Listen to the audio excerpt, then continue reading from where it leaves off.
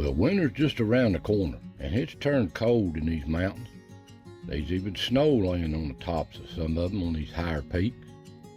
And what a better time just to sit around the old fire and stay warm. Now, if you know me, I like to tell the stories of our people in these mountains, their history, their struggles, and all they've got so many stories. But it's Christmas is just around the corner, and what better time than tell an old Christmas tale from out of these mountains. Now, people don't believe in miracles much anymore, but believe me, miracles happen every day. Either be a personal miracle in your life or someone, your loved ones, but they still happen. Now, this old story I'm going to share with you out of these mountains is told by these old elders. Swear to be true, and who am I to call them a liar? But this is a story of a woman that lived in these mountains, and through her faith and her prayers, a miracle happened.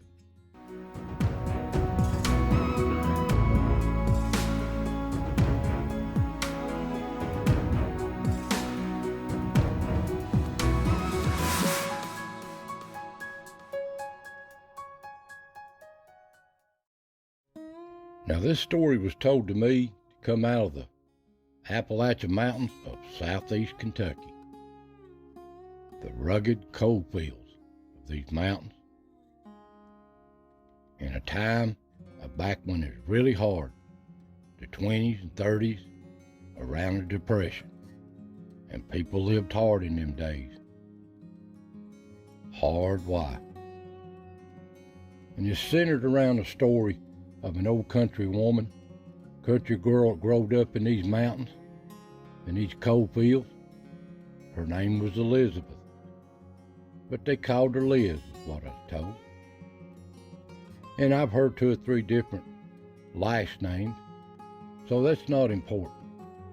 Important is, she met an old country boy that worked in these mines. His name was John.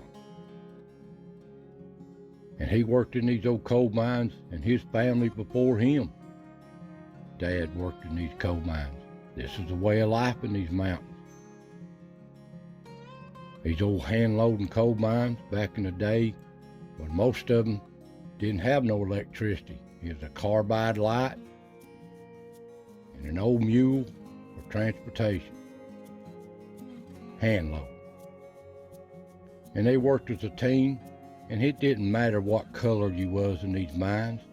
If you had a strong back and you was willing to work, they put you to work. And these men worked as brothers too. And they lived in places like this, mining camps around these mines furnished by the company. Some of them were better than others, most were not. Hard life, no electricity. But anyway, Liz got married when she was 15 years old, I was told. And by the time she was 25, she had 4 kids. And they lived a hard life, but they survived, and they had each other. And he worked these old coal mines year after year, hand loading, probably making about 50 cents a day, if that. Hard life, but it provided for his family. And he worked in a lot of bad conditions before really safety come into the mines. You can see here the only way they supported the top was timbers. In some places, it was really bad. But one day he got in a bad place and they found him collapsed under a roof pile where he'd been hand loading, and it took his life at a young age. Well, this devastated Liz. In 2 or 3 days, he had the funeral. And it was hard on her. I know it was. And they buried him in these country graveyards. Most of them didn't even have a mark on their name. So poor, couldn't afford no tombstones with markings on them. Most of these old country graveyards are gone and forgotten. But it wasn't long after that the company put her out of the house that they was living in because they had to make place and room for another worker to replace him. Well, she just moved in with her mother on up a holler. Her dad had died a few years before from black lung. So this was a time of the way the people was in these mountains. This was their way of living in these cold fields. And they lived up ahead of an old holler up here in an old home. No electricity, no running water. And the company furnished her a little bit of insurance money when he died, but it didn't last long in them days. They wasn't much, no benefits. So between her and her mother, she managed to feed these kids. And a lot of people back then, the Depression was on, they had it worse than they did. People lived hard in these mountains.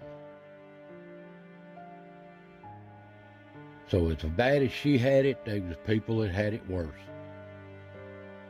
But that's the history of these mountains during the Depression. But one thing she did do, all the time since she was a little girl, she was took to church. She was saved and knowed the Lord. And it wasn't long to her mother, she found her one morning, and she lost her too. So really all she had left was her and her kids. And occasionally the preacher, once a week or so, would come up and visit her up the holler, see how she's doing with the kids.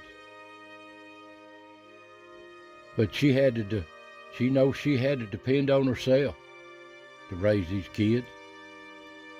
Yeah, people around the neighborhood would help out every once in a while, but it was up to her. So she had to work like a man. And the kids, they done what they could, as young as they was, to help out, help mom around the house, and around the property, getting water up, girls washing clothes. Now kids growed up hard in these mountains, and they growed up fast too. At an early age, they learned to be responsible.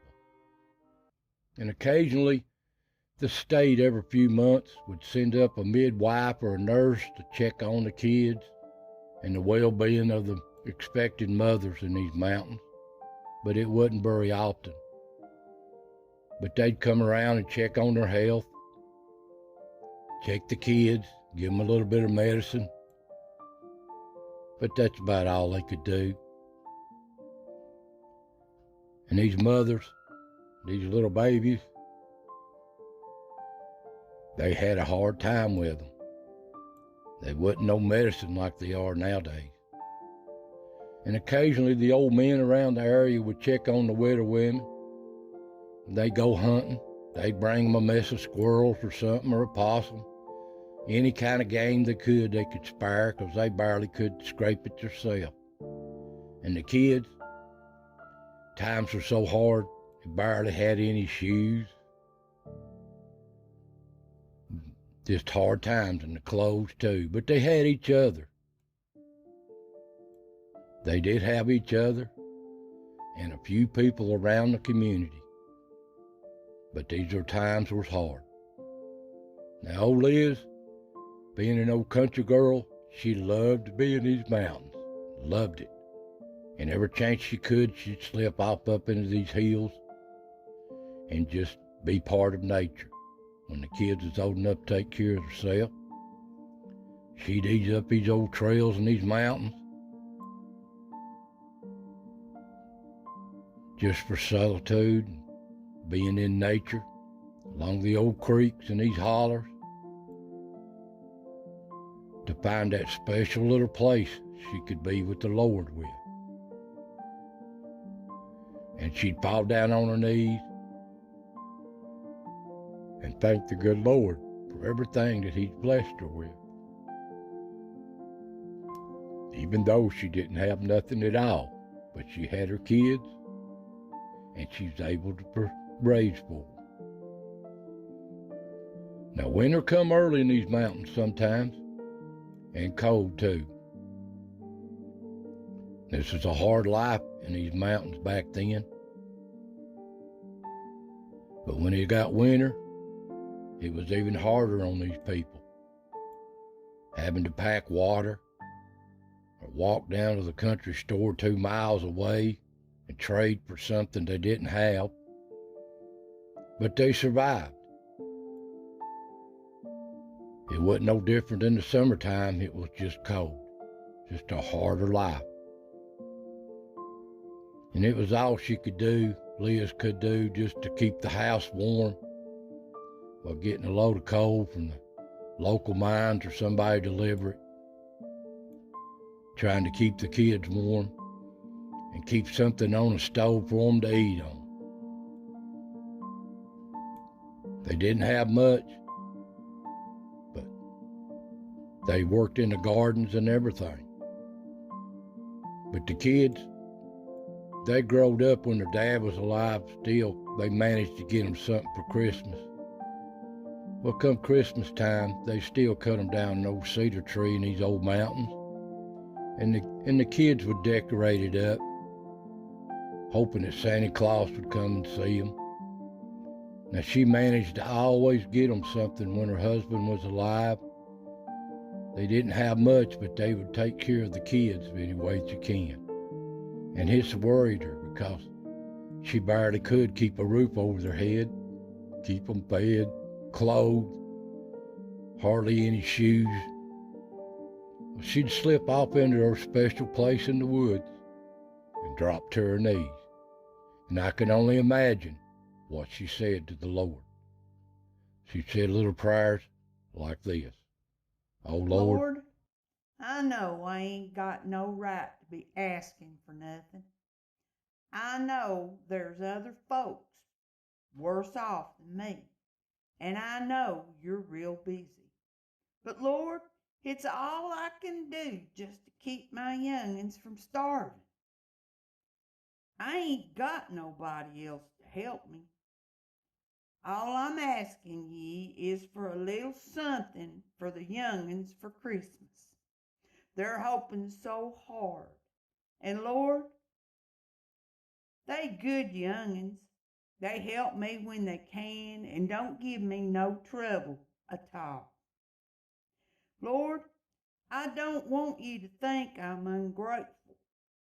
I know you kept a roof over our heads and we ain't starved yet. But Lord, it's almost Christmas and I just don't know what I'm going to do. Amen. And she'd get up, wipe the tears from her eyes, and make her way back towards home.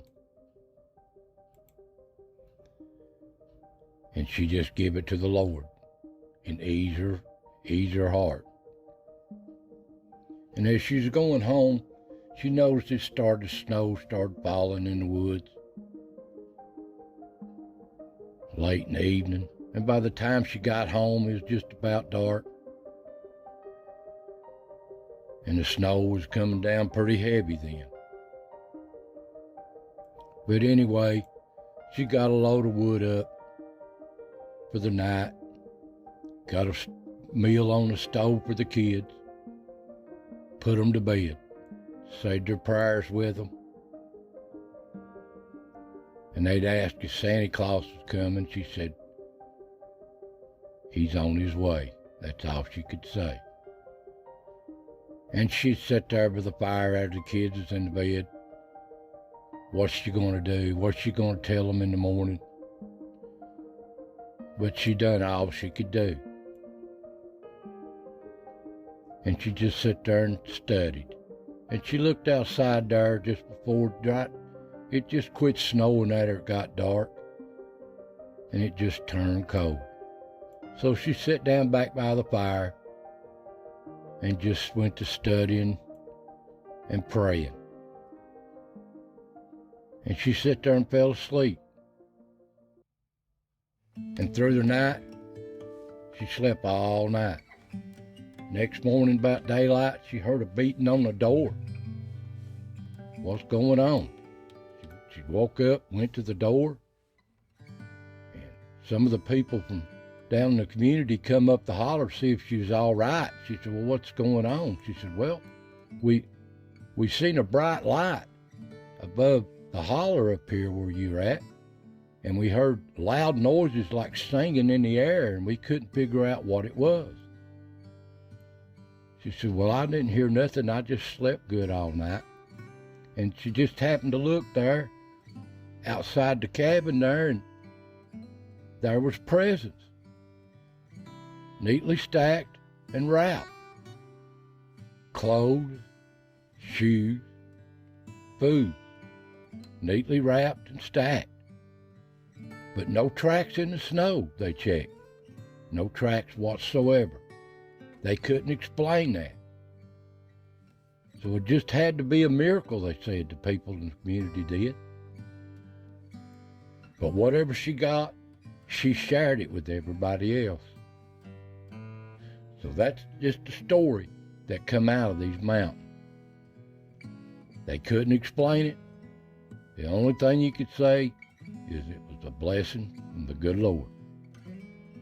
So it just goes to show you that prayer can conquer anything, and faith can move mountains. So I hope you enjoyed this little video. I want to wish every one of you a Merry Christmas and a Happy New Year. So God bless, and I'll see you next time.